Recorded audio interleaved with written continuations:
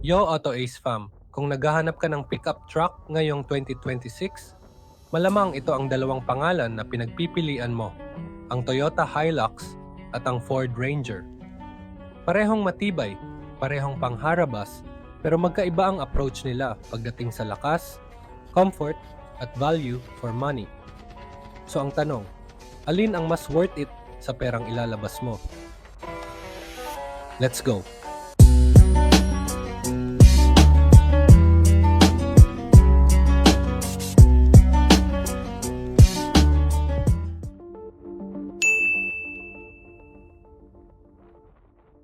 Ang Toyota Hilux, depende sa variant, ay nagsisimula sa humigit kumulang 900,000 pesos at umaabot hanggang halos 2,100,000 pesos para sa top spec GRS.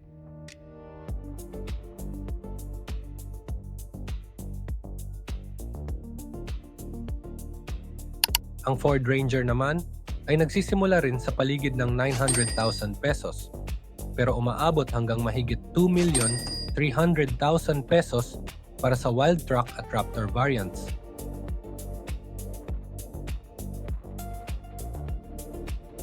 Kung entry level, halos tabla sila.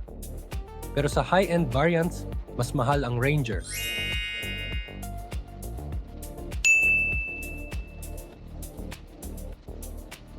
Ang Toyota Hilux ay kilala sa 2.4-liter at 2.8-liter diesel engines na hindi man pinakamataas ang horsepower pero sobrang tibay at pangmatagalang gamit. Ang Ford Ranger, lalo na ang 2.0-liter bi-turbo diesel, ay mas malakas ang hatak, mas responsive, at mas masarap i-drive lalo na sa highway. Kung lakas at driving feel ang basehan, lamang ang Ranger.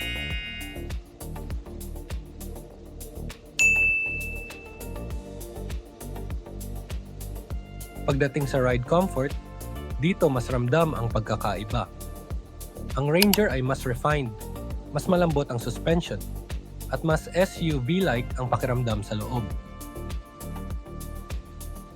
Ang Hilux naman ay mas truck feel, mas firm, pero mas kampante kapag may karga o off-road.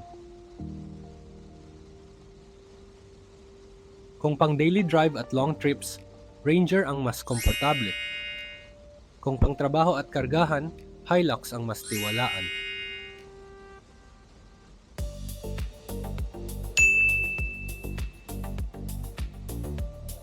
Ang Ford Ranger, lalo na sa higher trims, may large touchscreen, advanced driver assists, 360-degree camera, at mas high-tech na cabin. Ang Toyota Hilux ay mas simple, mas functional, at mas kaunti ang tech, pero mas konti rin ang pwedeng masira.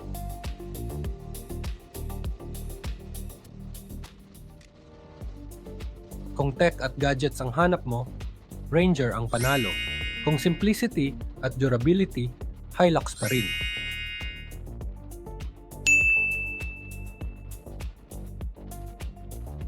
Mas madaling alagaan, mas available ang piyesa, at mas mataas ang resale value. Ang Ranger ay mas mahal i-maintain, lalo na pagdating sa electronics, pero kapalit nito ay comfort at power.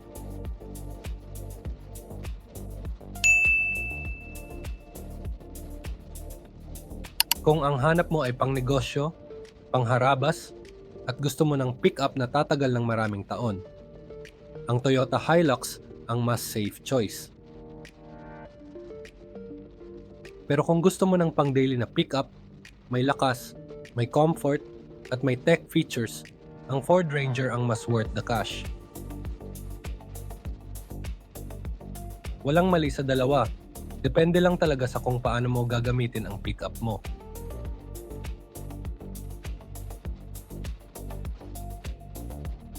Auto Ace Fam, ikaw, Hilux o Ranger? Kung nakatulong ang pick-up battle na sa decision mo, please like, subscribe, at i-share mo rin sa kaibigan mong bibili ng pick-up. Drive safe, drive smart. Thanks for watching.